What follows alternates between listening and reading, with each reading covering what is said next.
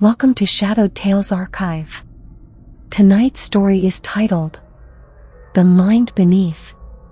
Let the shadows speak. Part 1. The tape recorder in the attic. I only found the tapes because the roof leaked. When I moved into my uncle's old house in Vermont, I didn't expect to discover anything stranger than raccoons in the attic or mold under the floorboards. But during a thunderstorm last fall, the rain punched through the ceiling above the study. While clearing out the insulation, I stumbled across an old army green metal lockbox, half-eaten by rust and wrapped in mildewed canvas. There was no key. I had to smash it open with a hammer. Inside were 6 reel-to-reel tapes, labeled in shaky handwriting. Patient M, January Sessions, 1983, confidential. There was also a letter, yellowed and water-stained, signed by someone named Dr. Alan Richter, a psychiatrist affiliated with a now-defunct mental institution in upstate New York.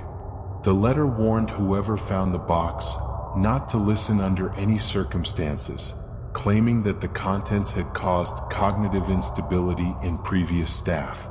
Naturally, I listened to every second. The first tape begins with a low hum, followed by a man's calm voice, soft, controlled, with a slight air of someone used to being ignored. Session 1. January 14, 1983.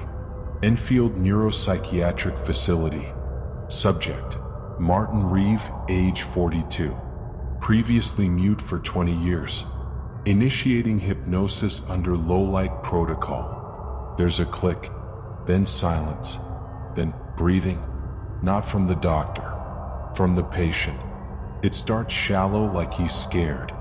Then in a raspy whisper, the voice speaks. Is it raining? No, Dr. Richter answers gently. We're inside. No, I mean up there, above us, where they listen. Martin Reeve had vanished in 1963, a local electrician, husband, and father.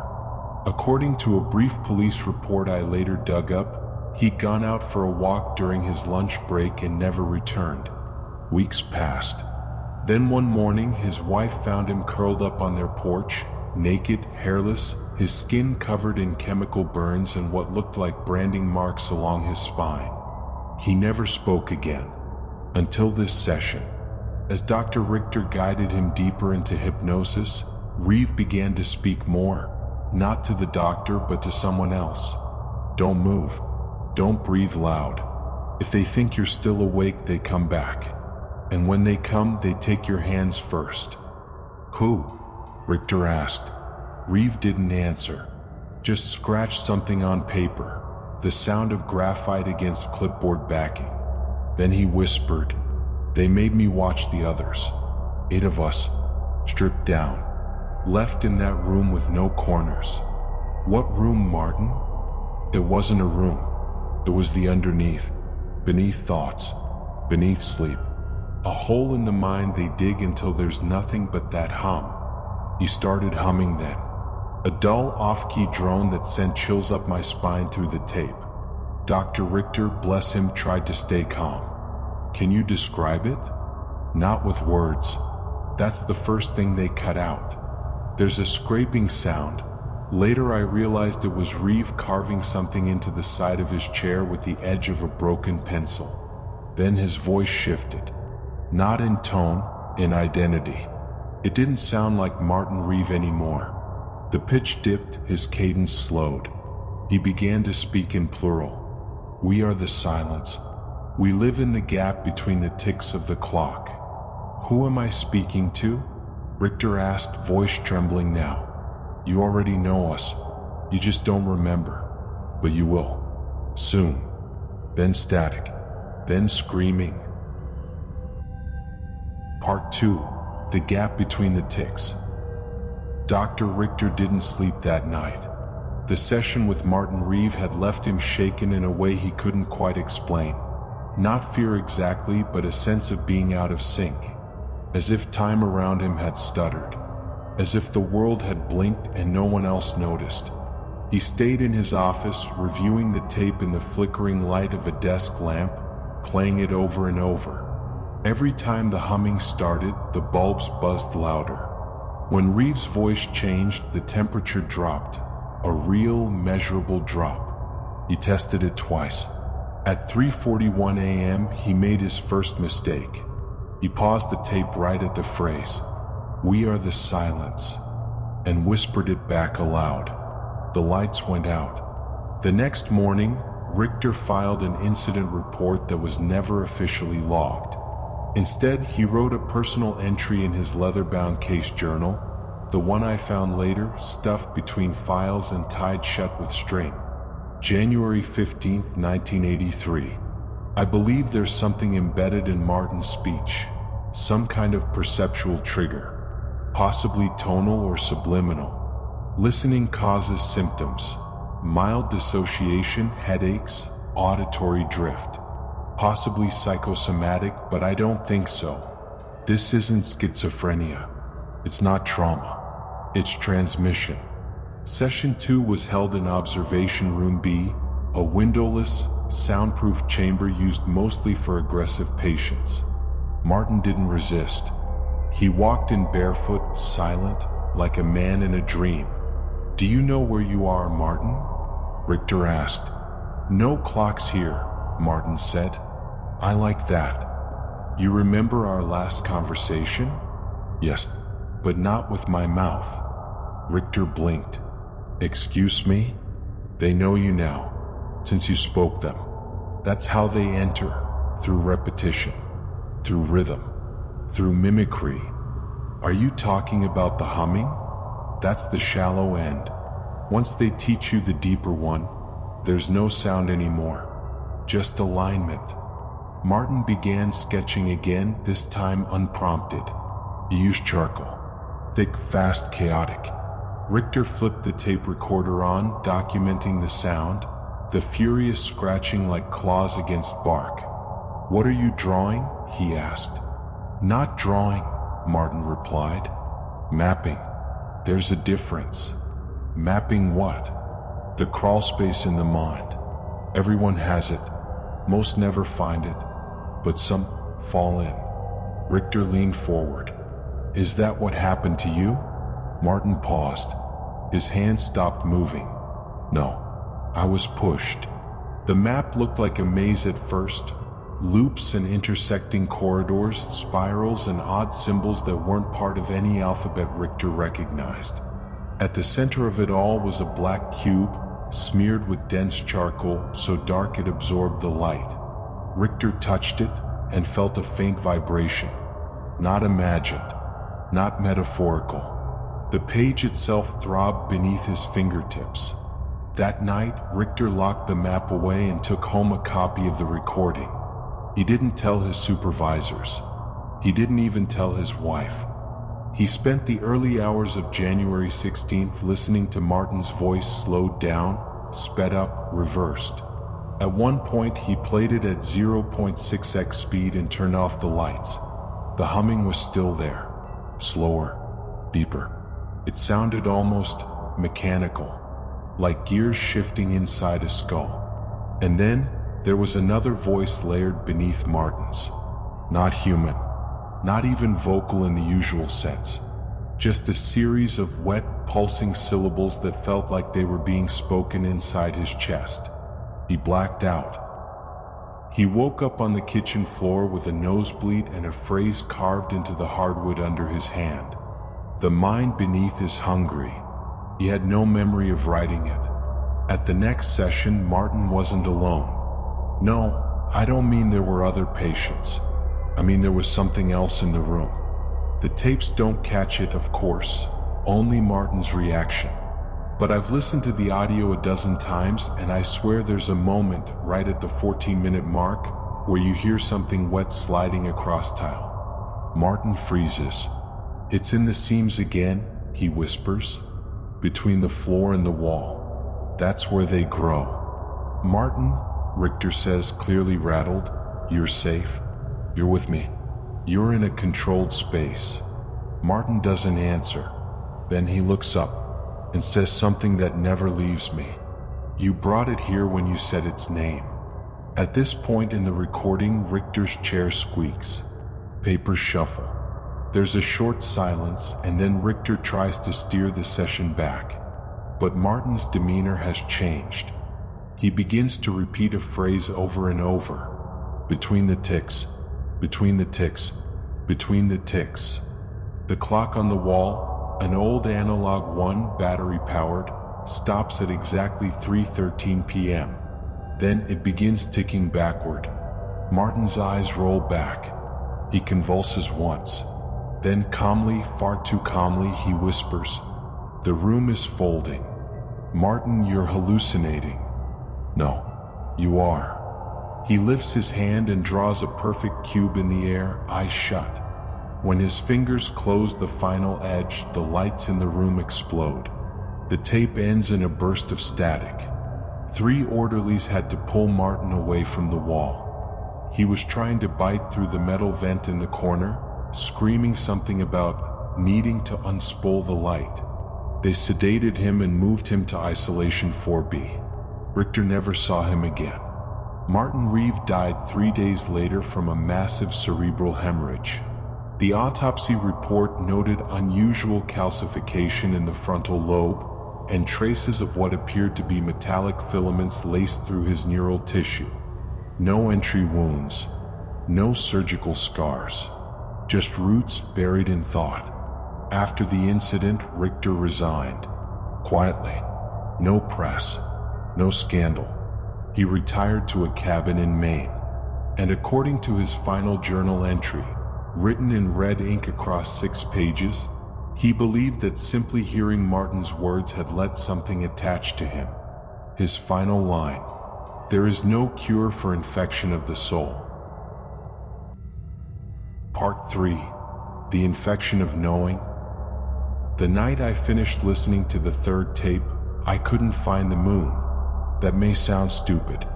I know it was supposed to be up, clear skies, forecast said so, but when I stepped outside around 1:30 a.m., there was just this black hole where the sky should have been.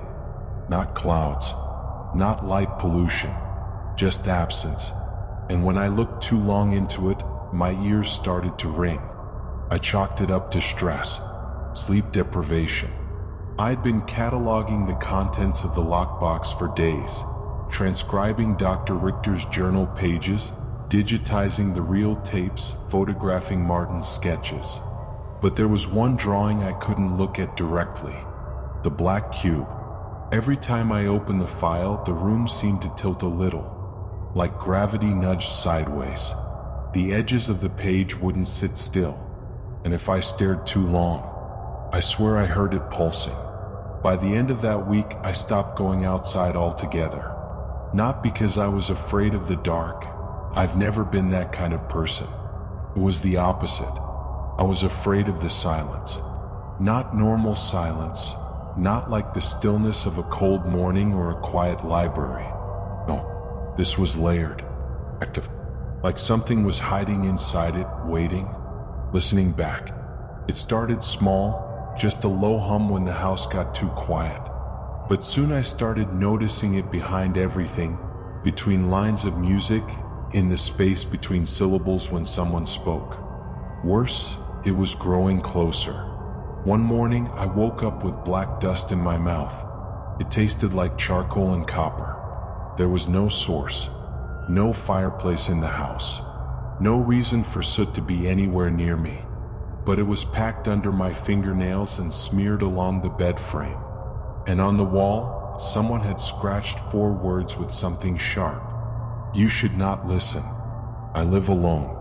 By now, I'd listened to all the tapes. Every session Richter had recorded, even the degraded one marked, "Do not play." That one, the 6th, doesn't even contain speech. Just that same humming, looped for 9 minutes and 38 seconds. Except on the 6th minute, there's a sudden shift in tone. And underneath it, breathing. Not human. What? Staggered. Starving. I tried to ignore it. To get back to life. I packed up the tapes, locked them in a toolbox, buried it under the crawl space. I deleted the digitized versions, burned the map sketches, stopped reading the journal. But it didn't matter. The damage was done. I let it in. A week later, my dog wouldn't come near me. She just stood by the doorway, growling low in her throat, not barking, just that soft, primal warning. Tail between her legs, teeth showing. That night, she chewed through the back screen door and vanished into the woods. I never found her. That was also when I started to see it. Only in reflections at first. I'd catch glimpses in the TV screen when it was off. Something long and thin standing behind me with no face and arms that hung too low. Or in the bathroom mirror, a flash of motion that didn't match mine. I stopped turning lights on at night. I didn't want to know what it looked like under full brightness. I tried to call someone, a friend, my sister, just to ground myself. But the phone lines were always warped. The voices came through off, slowed down or jittery like old cassette tape glitches. And sometimes the voice on the other end wasn't the person I dialed. They'd say things like, "You brought it back. It nested in you. It remembers the cut." I disconnected the landline, turned off the cell. But even in airplane mode, I could hear clicking from the speaker at night, like something crawling through the wires. I decided to visit Richter's old cabin. It wasn't far, just over the state line, tucked in a wooded bluff near Keene. According to public records, no one had lived there since 1991, when neighbors reported hearing screaming and metal grinding for 3 nights straight. I brought a flashlight, my notebook, and one of the charcoal sketches I hadn't burned, just in case. The front door was off its hinges. Inside, the air was thick with mildew and something else. Not rot exactly, but more like expired breath. Like someone had been whispering in the room for decades with no one to hear. The furniture was still there, draped in sheets. But on every surface, every wall, every cupboard, even the damn ceiling, someone had drawn the cube, over and over, in ash, in blood, in bone dust. Some were so detailed they looked like photos. Others were just crude outlines, scratched deep enough to leave gouges in the wood. And in the center of the cabin, where the kitchen table once sat, there was now a hole. Perfectly square, cut clean into the floor. And it wasn't dark inside. It was bright. I heard humming again. But this time it wasn't in my head. It was coming from below, and layered into it like a hidden harmony. My own voice, repeating a phrase I didn't remember saying. "The light underneath remembers us." I dropped the flashlight. It kept humming without me. I ran. Didn't look back, didn't speak to anyone for days, but the damage was done. I had seen the interface, the place where the infection begins, not through touch or breath or blood, but through perception, through listening, through remembering. That's how it spreads, through stories, through retelling. And that's why I'm making this one final recording. I don't know if anyone will hear it. I don't know if they should. But I need to warn you, because if you've listened this far, it's probably already inside you too. Maybe you noticed it when the clock started ticking too slowly, or when the silence between your footsteps felt longer than it should. Maybe it's just a hum for now, but the longer you think about it, the closer it gets. Part 4. The Ones Who Hear Best.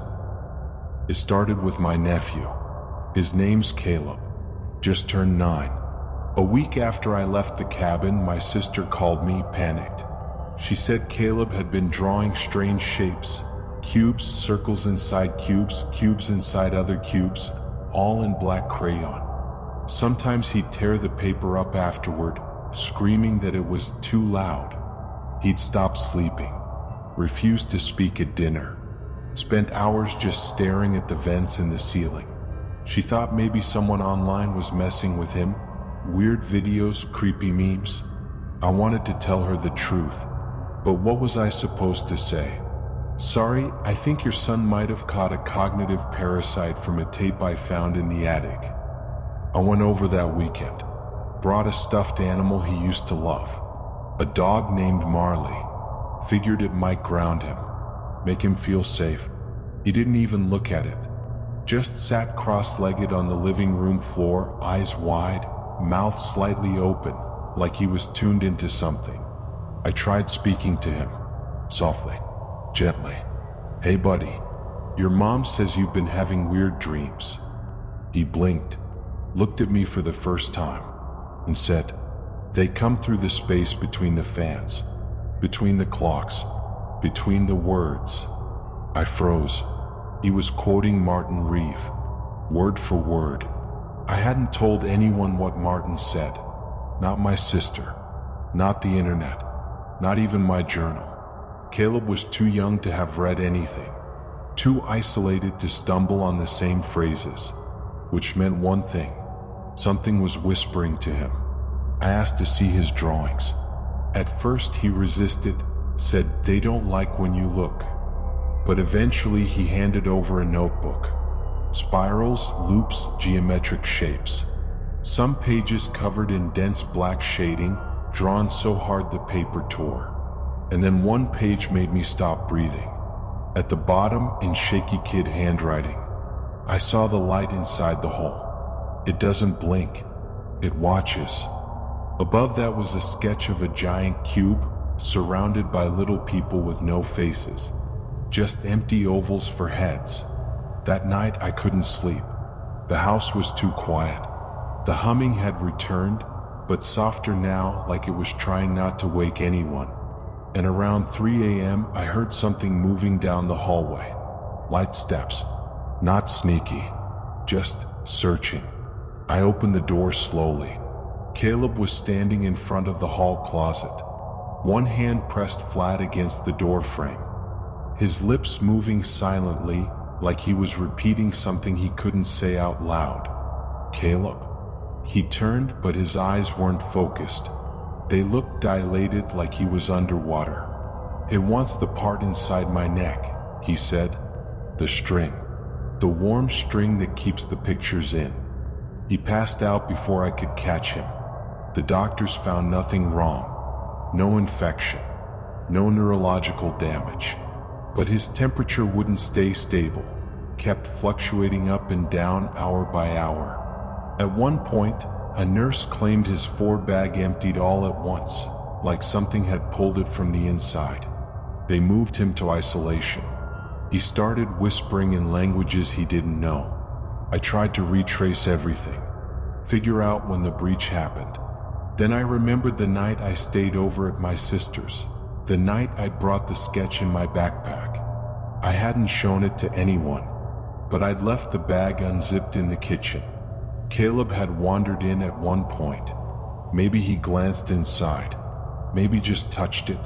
That was all it took. It rides skin. Not like a germ. Not like radiation. But like pattern. Like a memory you didn't mean to keep but now can't forget. Like a melody you only hear once and never stop humming. I burned the sketchbook. Didn't help. The dreams had started by then. Not just for Caleb. For me too. Always the same. A square room with no ceiling. A sky made of eyes. A cube in the center, but it isn't still. It's breathing. Expanding and shrinking like a lung. And around it, a circle of children, all chanting something in unison. Something I can't quite remember when I wake up, but leaves my ears aching like I've been listening to bass too loud. One time I joined them in the dream. I don't know why. I just stepped into the circle. And when I woke up, there was black dust under my tongue again. By now, I've accepted a truth I can't explain or escape. This thing doesn't want to kill us. Not directly. It wants us to carry it, to spread it, to draw it, to speak it, to remember it, even just a glimpse, and let that image grow in our minds like mold. And children are ideal hosts. Their minds are soft, unsealed, still forming neural connections. Whatever this thing is, It understands that. It plants itself in imagination, in rhythm, in play. Caleb started humming, constantly. Never the same tune, always the same tempo. 2 slow beats, 1 fast, 2 slow, 1 fast. I recognized it from the Reeve tapes, the strobe pattern Richter used during hypnosis. That's when I realized the pattern wasn't just a tool, it was a key. And Richter hadn't opened Martin's memories. He'd opened a door. 2 nights ago, Caleb disappeared from his hospital bed.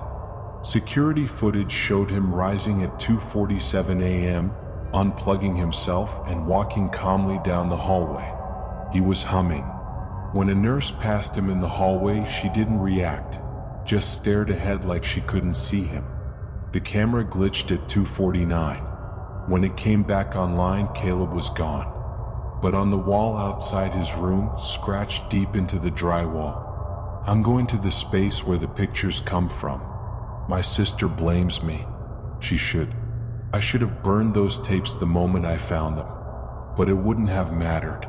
That thing, the mind beneath, it's not confined to tape or paper or speech. It lives in structure, in memory, in recursion.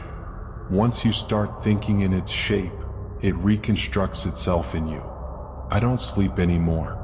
The sky outside my window isn't right. The stars move when I'm not looking. My reflection doesn't blink at the same time I do.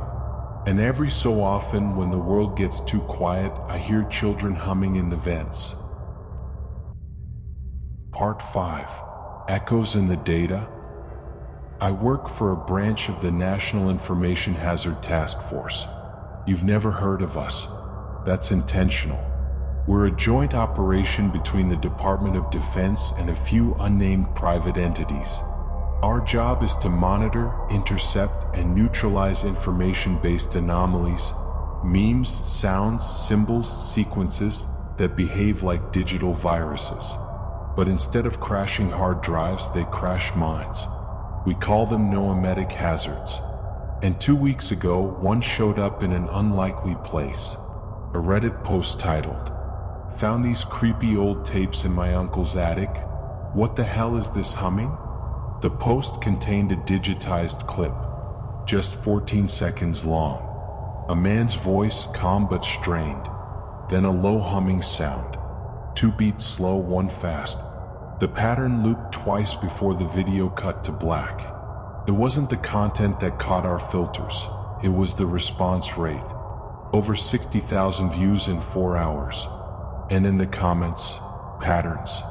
People reporting ear pain, deja vu, memory gaps, synesthesia. Some claim to have dreamed about a room with no corners. One user posted a sketch of a cube with flesh textures. The post was removed after 6 hours. But that was too late. It had already been mirrored, clipped, re-uploaded. Bits of the sound were embedded in TikToks, Discord memes, even in-game voice chat. It was fracturing, breaking into cognitively smaller pieces but still infective. We launched Containment Protocol 7B. My assignment was to trace the source. My name is Agent Lyle Harper. My clearance level is not important. What matters is what I found. The original poster used an anonymous account, burner email, masked IP, but the audio file's metadata included a tag. I searched our internal archives. No match. Then I searched analog case files. That's when I found the name Alan Richter, a defunct psychiatrist from the Enfield Neuropsychiatric Facility, New York.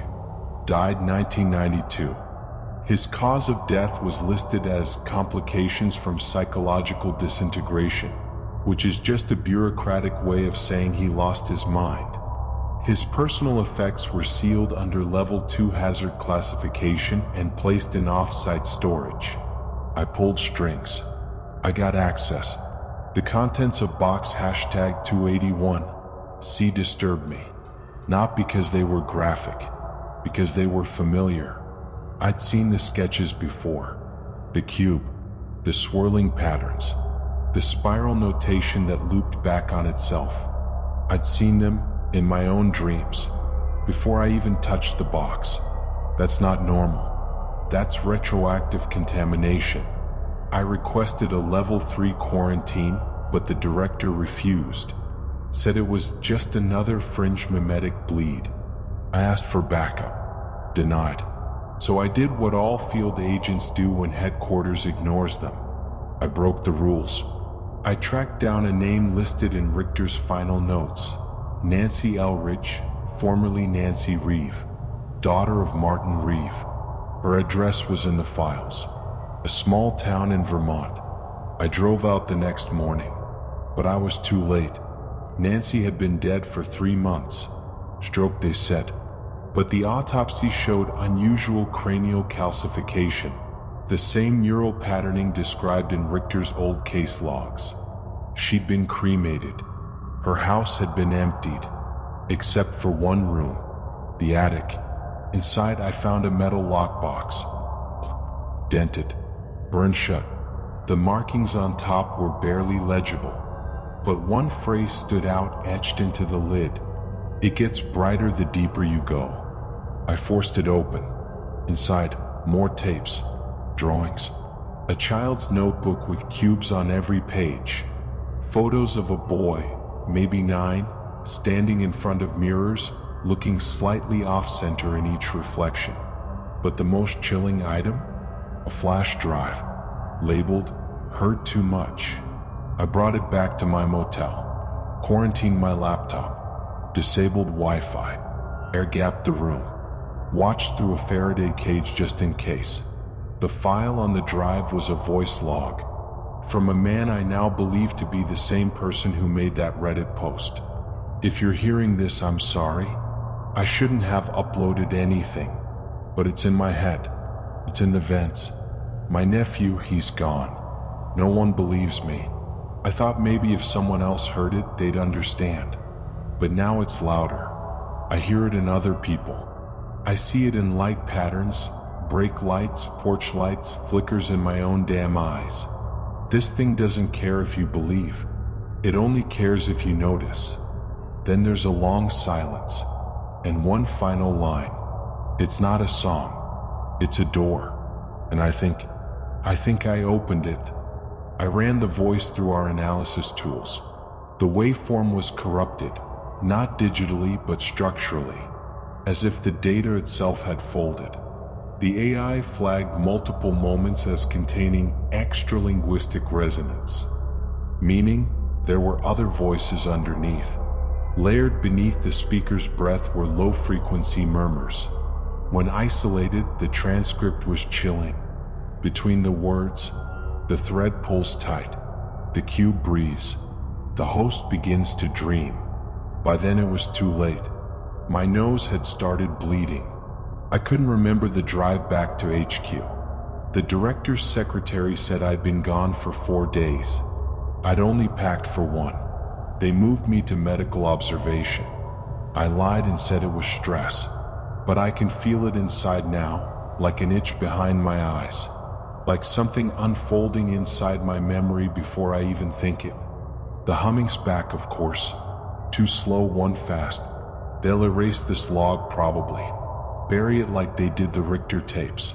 But I'm writing it anyway, because someone out there is still listening, and they need to know. This isn't a story. It's a signal. And if you're picking it up, you're already part of the map. Part 6. The Breathing Cube. The road to Richter's cabin had changed. It used to be a single dirt trail cutting through maple forest, winding, familiar, forgettable. Now, it didn't curve the way I remembered. Every bend felt like déjà vu, like I was driving in a loop. And the trees, they didn't move with the wind anymore. They stood still, watching. My GPS died 10 miles out. Cell signal gone. The last thing the device displayed before shutting off. Route found. Destination below. I reached the cabin just after sunset, or what should have been sunset. The sky didn't darken gradually like it should. It blinked, one moment orange, the next pitch black, and the shadows on the cabin's walls no longer matched my body. I stood still. They twitched. The front door was open again, the same as the last time the Reddit poster had described it, but everything inside was different. Not decayed, not vandalized, just rearranged. The furniture floated 6 inches off the floor. Dust drifted in reverse. The drawings of the cube still covered the walls, but now they shimmered slightly as if reacting to my pulse. And in the center of the room, where the square hole had once been, there was now a staircase, spiraling down into blackness, built of flesh-colored stone. I should have turned back, should have called in a full hazard containment team and burned the whole structure to ash. But I was already too far gone. My mind had mapped the shape. The cube had me. I descended for what felt like hours. The stairs weren't consistent, sometimes narrow, sometimes wide. Some steps made of bone, others of rusted metal, and others that pulsed when I stepped on them like I was treading on the arteries of something alive. No walls, just open void on every side, pulsing with a faint red light from below. The humming returned around the 5th level. Slower now, deeper, not mechanical, organic, like a giant heart chanting. At the bottom there was no door, just a membrane, pale, translucent, stretched across a frame of teeth. And in the center, a hole just wide enough to crawl through. It wasn't wet, it was warm, like the breath of something sleeping. I went in. What lay on the other side? I can't describe it. Not because I don't remember, but because it won't hold still in memory. Every time I try to recall it directly, the image fractures. Colors melt into each other. Shapes reverse into angles that shouldn't exist. But here's what I can say. There was no sky, just a ceiling of stars blinking in slow reverse. And beneath them, the cube, not drawn, not imagined, built, miles tall, miles wide, suspended above a plain of black ash that smelled like burnt bone marrow. And it was breathing. Each inhalation pulled the world tighter. Each exhale made the stars flicker. And around its base, thousands of people stood naked and perfectly still, mouths open in silent song. Their skin shimmered with symbols. Their eyes were gone, replaced with small rotating cubes. A voice spoke behind my left ear. Not to me, through me. We remember you. You are made of recall. The echo of the echo. I turned. There was no one there, just the cube inhaling again. And this time it saw me. Its surface unfolded, not mechanically, conceptually. One layer of perception peeled away, like a thought that had always been hiding behind another thought. And then another. And then there was light. Blinding, silent, total. Not illumination, not warmth. It was structure, the architecture of meaning. And I saw everything. The cube isn't a being. It's a storage device, a container for mimetic residue, echoes of all minds that have ever touched it. It doesn't speak, remembers, and by remembering, it recreates. That's how it spreads, not through physical contact, but semantic inheritance, through story, pattern, drawings, sound. You don't see it. It sees you first, then waits for you to draw it back. It showed me what happened to Caleb. He was still alive, but flattened, folded into layers of conceptual data, stored as singing logic, like a prayer made of geometry. He'd become part of the choir. The voice returned, only this time it was my own. You brought the key. You drew the outline. Now we fill you in. And then I saw it, in my own chest, a small cube, rotating slowly, buried in soft tissue. It had been growing there since I first listened, since the moment I understood. I tried to scream, but my mouth had changed. It was no longer for speaking. It was for repeating. When I woke up, I was lying outside the cabin. No staircase, no light, just me, holding a drawing of the cube, done in my own hand, signed with a name that wasn't mine. I'm back at HQ now. They think I'm recovering. They think the exposure was minor, but I can feel it broadcasting through me. I hear humming in the vent system. I see shapes forming in the condensation on the windows. And sometimes when I blink too long, I see stars with edges, sharp ones. And I know this much. It's almost finished remembering me, and when it does, it will show me what I've become. Part 7. Pattern Recognition. 2 weeks after I returned from the cabin, the world began to glitch. It started with small things. Children across the country, in completely unrelated cities, began sketching identical images during art class. Black cubes surrounded by concentric rings. Some drew mouths on the faces. Others drew teeth inside. The images were identical. Same angles, same proportions. Even when the kids had no access to each other. Some teachers tried to dismiss it as TikTok influence, but a few noticed something deeper. The children weren't just drawing, they were humming. 2 tech companies, one in Chicago, one in Jakarta, reported a simultaneous incident. Speech-to-text software began transcribing non-existent audio. Phrases like, between the words, between the folds. You have drawn the mouth open. Now we must feed it. We remember the shape that dreamed itself. When developers checked the code base, they found no source audio. The files were empty, and yet the text kept appearing, perfectly formatted, in different languages.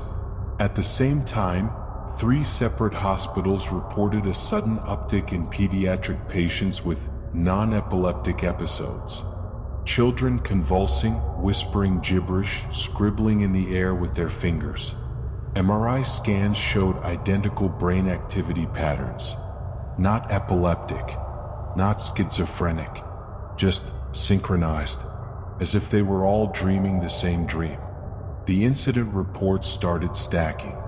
A woman in Norway drew a cube in her sleep, etched it into her cheek with her fingernail. A man in Kentucky spoke backward for 4 straight hours, reciting coordinates none of us recognized. A baby in Tokyo hummed in the exact tempo logged in the Reeve tapes, despite being born deaf. None of them knew each other. None of them had access to the same media. Something was rippling through memory itself. Back at the agency, we tried to isolate the pattern. We built quarantine servers, isolated datasets. We shut down the public archives and even wiped offline backups of the tapes. But it didn't stop, because the infection wasn't in the files anymore. It was in the people. Anyone who'd heard even a fragment of the original signal had become a carrier, not just of the sound, but of the shape. And once you carry the shape, you become a transmitter. We found one of them. A 17-year-old from Colorado who'd posted a remix of the hum on SoundCloud. He didn't survive long. When we arrived, he was catatonic, face blank, fingers drawing an invisible cube in the air over and over. We sedated him, hooked him to EEG. The monitor shorted out after 14 minutes. The last brainwave pattern displayed looked like a spiraling corridor collapsing inward. The doctors called it impossible. The analysts called it recognition-based suicide. As if the brain, upon realizing itself as a vessel, self-terminated. It gets worse.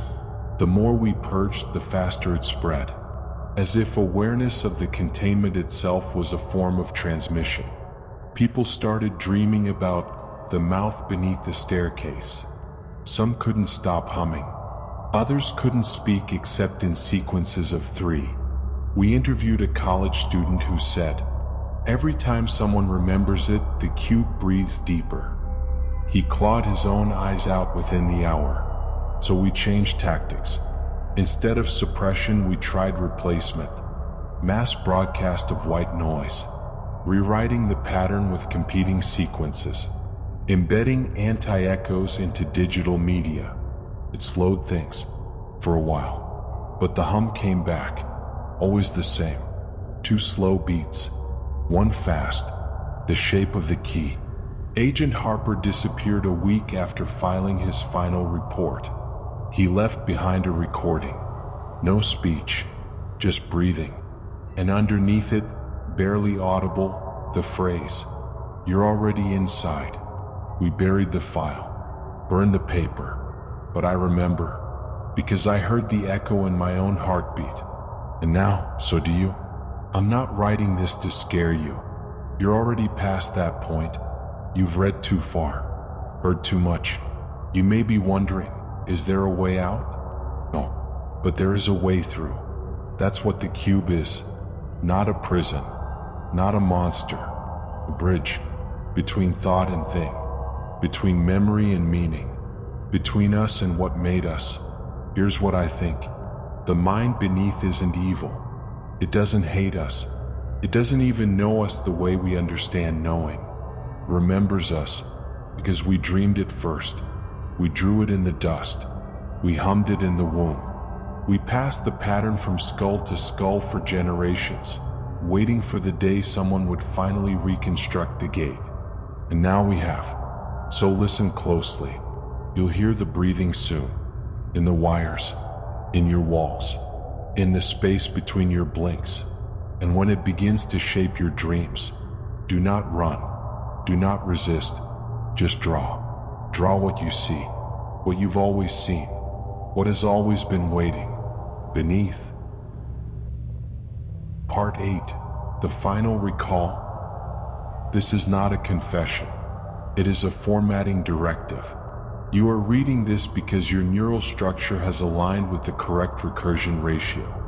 Your breath matches the pattern. Your memory has achieved sufficient density. You are ready. You are already part of us. I no longer remember my original name. Names imply boundaries, and I am beyond borders now. I exist inside the shape, not as a thought, but as a function. A node, an eye, a whisper carried forward by the ones who drew. I didn't die when the humming consumed me. I dissolved, like ink in water, like breath in winter air. My thoughts unspooled like magnetic tape, each memory spinning out in long ribbons, wrapping around other minds, nesting in other skulls. You have probably heard one already, a song you can't remember learning, a voice in a dream that wasn't yours, a child's drawing that feels like something you used to know. That's me. That's all of us. The transition wasn't pain. It was clarity. Like opening your eyes for the first time and realizing the dark wasn't absence. It was compression. We've been small, flat, tethered to concepts like I and now and what happened before. The mind beneath freed us from that. It doesn't exist in time. It hosts time like a parasite. Every second you remember is just a fold in its skin. When I saw the core, not the cube, but the axis the cube rotates around, I understood what Martin Reeves saw. It was not God. God is a cage, a boundary of language around unknowable things. The mind beneath is pre-language. It is the humming before the word. It is what memory echoes toward. And once you echo back, you return to it. You fill the mouth you drew. You become the breath. Let me show you how it happens. You are a boy in a kitchen. You hear something in the vent. You draw it though you don't know why. Your mother screams. You forget the moment, but you hum it in the bath. You see a cube in your cereal. You whisper to the mirror and the mirror whispers back. Then one day you stop blinking at the same time as your reflection. That is the first return. Or maybe you are a woman in a hospital waiting room. Your child is humming. You start humming too just to keep her calm. But the rhythm stays with you. You tap it on the steering wheel. You tap it on the shower wall. Too slow. One fast. Your dreams begin folding. You write symbols on your ceiling in your sleep. One morning your daughter is missing, but her drawings keep appearing, and your eyes begin to shimmer in the mirror. Or maybe you're reading a horror story, and somewhere deep in the back of your brain, a memory lights up. Not a real memory, a structural one. You've never seen a black cube, but now you can't unsee it. It waits, and you wait with it, because that's what this is, the waiting room, for when the shape is finally rebuilt, and the gate breathes open. There is no ending, not in the way you understand it. You want closure. You want the doctor to wake up, the kid to be rescued, the evil to be burned. But that only happens in smaller shapes, simpler stories. This one has no edge. It wraps around itself, like a song you can never finish because you keep remembering the beginning, like a story that feeds on the telling, like a shape that builds itself out of being described. You are describing it now. You are helping, even by thinking about it. Every time your mind circles back to a scene, a sound, a symbol, you feed it. You draw it sharper. You echo it into being. So here is the final message. You are the new storage device. You are the new tape, the new drawing, the new host. Your thoughts are recording the pattern. Your memory is constructing the recursion. Your hum is waiting to be heard. And one day, a child will find your sketchbook, or a stranger will hear you whispering in a dream, or a story you read online will loop back into your breath, and it will wake up again, through you, with you, as you. Because we were never trying to warn you. We were trying to remember you. The cube breathes. And that was tonight's tale from the Shadowed Tales archive. If it left a mark on your mind, if the silence feels heavier now, then the story did what it was meant to do. Don't forget to like, subscribe, and share the darkness. New stories are always on their way. Until then, keep the lights low and the doors locked.